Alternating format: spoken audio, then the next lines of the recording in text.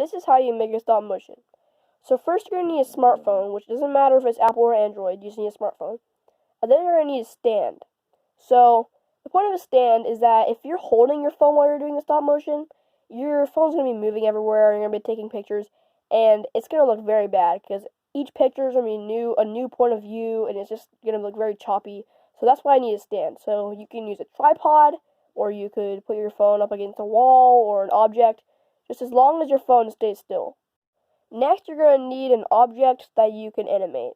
So this can be any object. It can be a bottle cap, or it can even be you. Something else that you might want is a light, like a lamp or a flashlight, preferably a lamp, because flashlights do not do very good on that.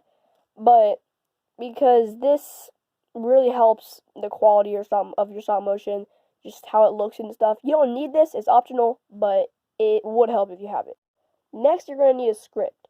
So on a piece of paper, just write out what's going to happen in your stop motion, your character or your character's feelings, and just the generic idea of your stop motion.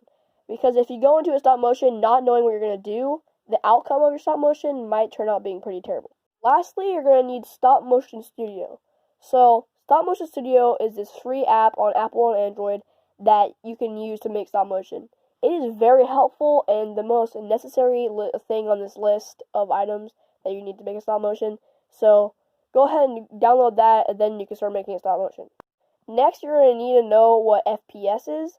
It means frames per second, and it basically just means how many pictures you need for there to be 1 second of film / stop motion. And so you're going to need to turn that to around 10 if you're starting off. I use 12, but I don't know, you probably just want to use 10 if you're first starting off. Also, if you're trying to make a character or object, whatever, speed up or slow down, this is what you have to do. So if it's speeding up, you have to make it move slowly, like small movements, then bigger movements, because the bigger movements, it looks like it's going faster. Smaller, it looks like it's going slower. Same thing for slowing down. You have to start going from big movements to slower movements until it becomes stationary. Next, I'm going to follow my steps, make a stop motion, and then show you the outcome. Well, that's my stop motion.